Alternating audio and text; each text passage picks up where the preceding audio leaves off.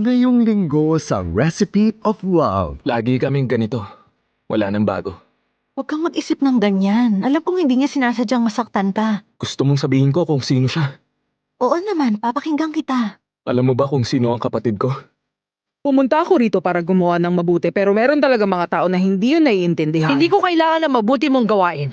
Hello, Miss Sultan.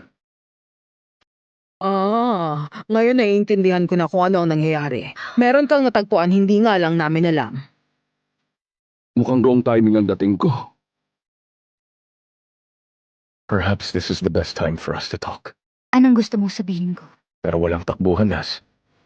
Show me how brave you are. Fine. Payag ako.